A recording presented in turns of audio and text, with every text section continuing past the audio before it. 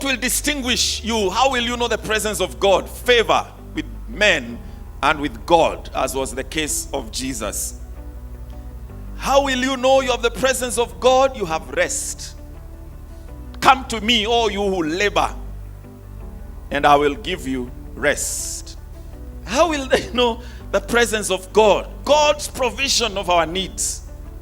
It is a sign of God's presence.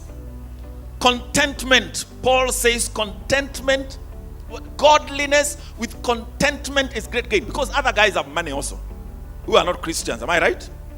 But they don't have contentment. They look like they earn 100 shillings.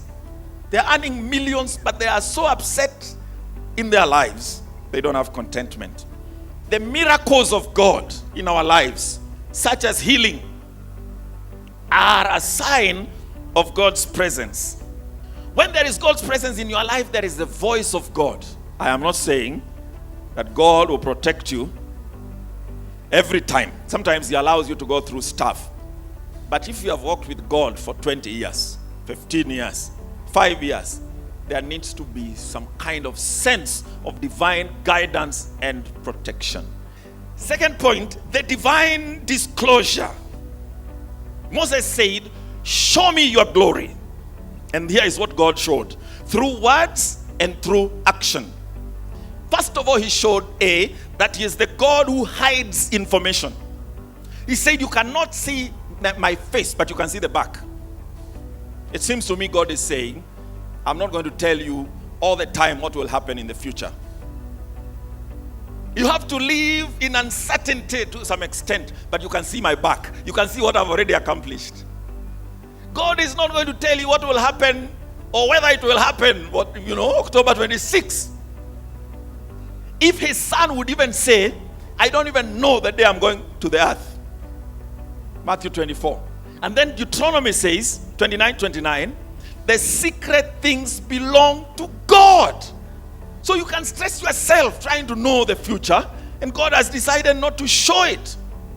Why don't you just bask in His presence and know that His will still be done? B, God is sovereign. He does what He wants. He says, I will have mercy on whom I want to have mercy. It is nothing you can do to me. Hallelujah. That's the God we serve. Hapo nimetoka. See, He is a God who shields us from Himself. He says, look at this rock. There is going to be a cliff, a separation, and I'm going to hide you there and cover you with my hand so that as I pass, my glory does not consume you, because God's glory has to go do with righteousness and justice. And this is David who says, if you are to number our transgressions, Lord, who would stand? And therefore God hides this guy from His own wrath. And my friends, Paul tells us that there was a rock that followed them, and that rock was Christ. He is the same God of the Old Testament. People say God is different. In the New Testament is very nice. No! He's the same God who hates sin. He's the same God whose wrath you cannot stand. But He has hidden us in His Son. He is a Lord of grace and mercy. He says, I'm merciful and gracious. But He is also the God of justice. He says, by no means clearing the guilty, visiting the iniquity of fathers upon the children and their children's children to the third and fourth generation. That's what is called by some people generational curse. The problem is they try to cast it out. If it is God who has said this, how are you going to fight Him? This does not come from the devil.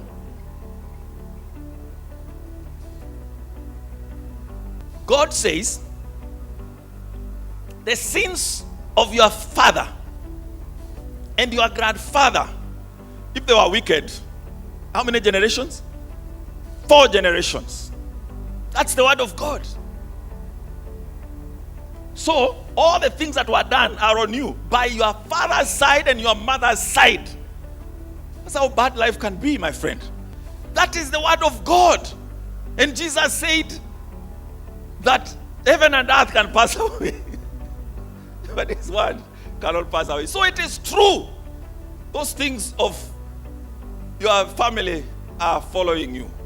Even though you deserve to be punished for the sins of your grandparents, if God can find somebody who is willing to pay for them, then you will be free. That is the wonder of the cross.